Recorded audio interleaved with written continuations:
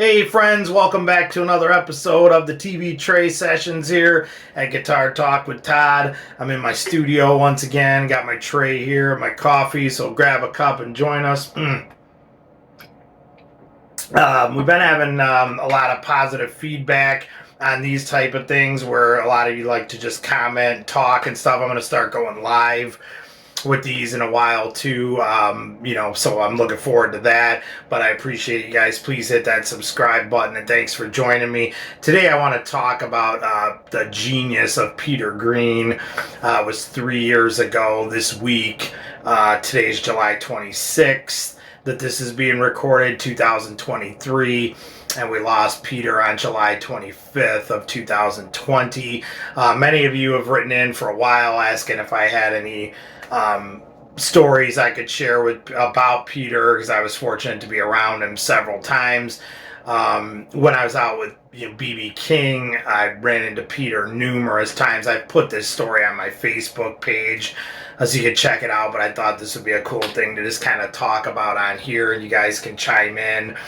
Definitely comment, let me know if you guys have a Peter Green story, if you met him and whatnot, or even just a favorite song or whatever. It's what this is all about, just talking about Peter and whatnot. But I think one of my favorite stories of when I met Peter, like I said, I was out with Beebe and I was with his people, and I was always backstage, and Sid Seidenberg was Beebe's manager at the time, and he was so cool to me.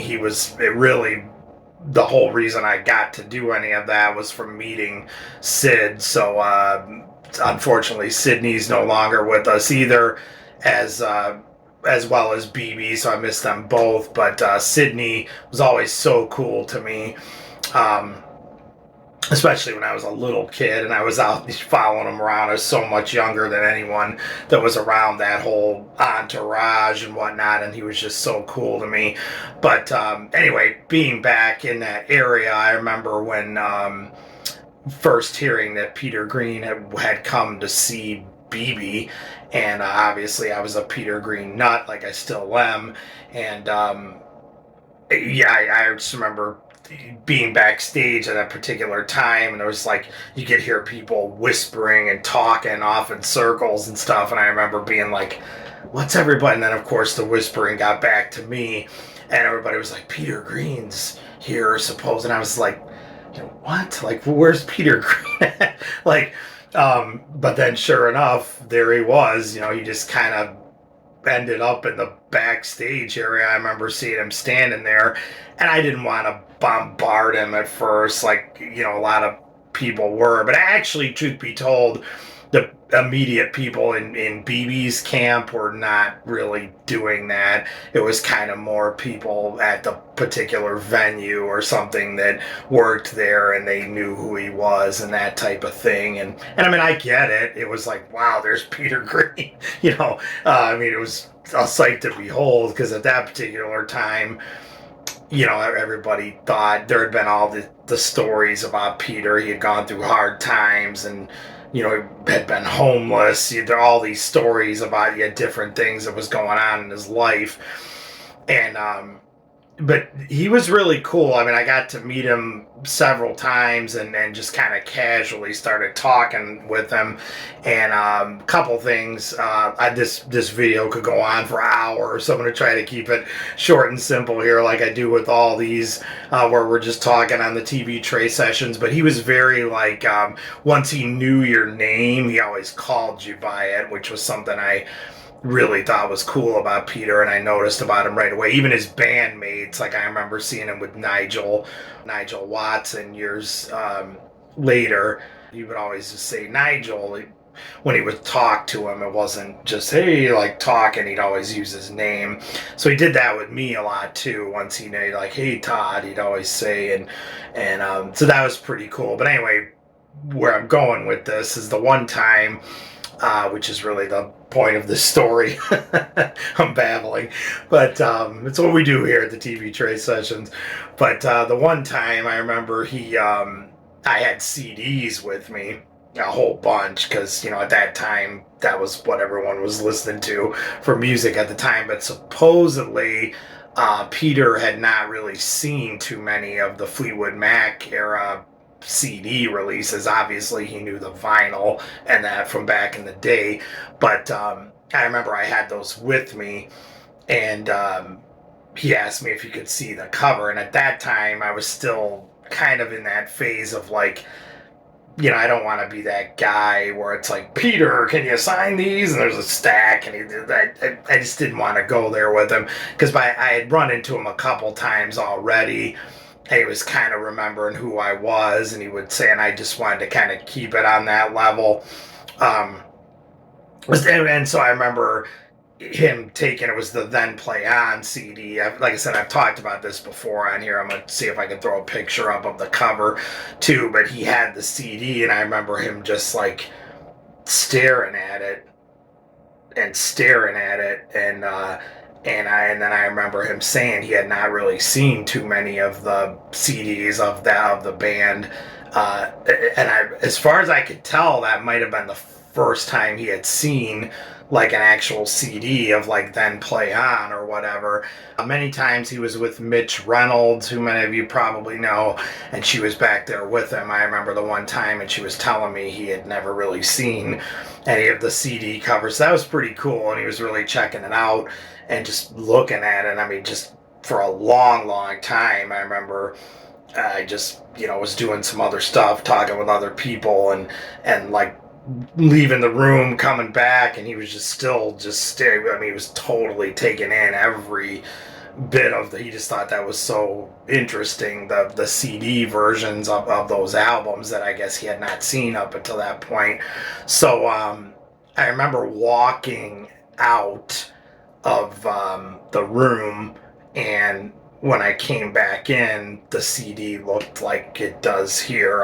Like I said, I'll try to throw a picture up. I usually don't do that on these because I try to keep it pretty short and quick and simple here, and not adding a lot of things. That's kind of the point of this. But I'm going to go ahead and throw a picture up of what that cover looked like of the Then Play On album. That's what I mean. He signed it to Todd, because I remember there was a marker laying around in that room, and I just thought that was so cool. But the coolest thing about it was to see his face when he was like, when I was like, oh wow, Peter, thanks, because I'm thinking like, this is what I was going to kind of ask you to do anyways, but I just didn't want to be that guy at that particular moment. So it was pretty cool. He went ahead and did that without me even asking.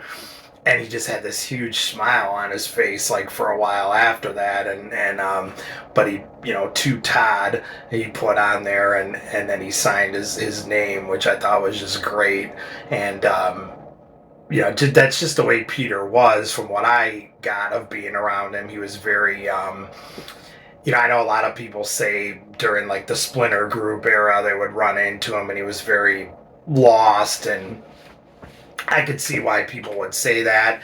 And, obviously Peter did have some troubles there, but he also had a great memory. I remember he would talk about things. He talked about like the chess sessions in Chicago, and he remembered all that stuff. And he was kind of quiet, and he was super kind with people. And I think a lot of times people mistook that for something else. But I mean obviously Peter was troubled, and he had illnesses and all that, which are very sad. And but I think he was a lot sharper and more on than people gave him credit for in his later years. At least that's what I saw. He always remembered me. Was several times I ran into him, and every time he would always be like, hi Todd. He would remember my name even after, months and months and months before he came around to see. But he would see Beebe quite a bit. He loved standing there in the wings just watching him. And I know Beebe thought that was great too. That Peter, all those years later, still worshipped him and followed him around, and that was his hero. But going back to the caring thing and all that, even naming the band Fleetwood Mac, he named the band his band that he started after two other people. So I think that shows his character right there. He was just a super kind guy and really cool. But that's one of my favorite stories of Peter, is him holding on to my CD cover and really checking it out. And when I came back in the room a long time later, he had signed it to me. And the rest of the night, I saw him. He just had this like huge smile on his face because he knew that was going to be a cool thing to me. And talk about an awesome thing to have. And then from that point on, I did ask him to sign some things. And might have went a little bit crazy there. Later on, I started, being like, oh, because he would kind of just know me, and I'd be like, oh, Peter, I got a few more here if you don't mind signing them, and he didn't. And some of them he put my name on again, and some of them he just signed or whatever. But just cool stuff to have. The one time I remember I had a stack of them, and I didn't intend for him to sign them all, but he was just doing it anyway, and I'm like, hey, I'm not gonna stop him. But he was always really cool to me, and what an honor to have said that I was around him several times, and that he knew me. And like I said this before on my Facebook page and stuff. As a kid, if you would have told me I was hanging out with Peter Green and bbking, I would have said you're nuts. It's never gonna happen. So definitely a cool thing and definitely a cool time. So chime in, you guys. Comment below. Do you have a Peter Green story, even just a favorite song, album? If you don't know that era and all you know is the multi-platinum, the Stevie Nicks, Fleetwood Mac era, do yourself a favor and go back and get all that old Peter Green era stuff. It's just the greatest music ever recorded, in my opinion. That was, to this day, is a textbook for me. I'm still learning off of that stuff. It's just fantastic music. So check that out, and please comment below, you guys. Get your coffee, drink up, and join me here on the TV Tray Sessions. Thank you guys for subscribing. Our numbers are going up, and like I said, I'm going to do a live one of these fairly soon, and where we just kind of talk like this. But today's topic is Peter Green. We sure do miss him. We lost him 3 years ago this week, July 25th of 2020, and what an icon, and we sure do miss him. So chime in, you guys. Comment below. Please hit that subscribe button. Stay safe and love your dogs. Take care.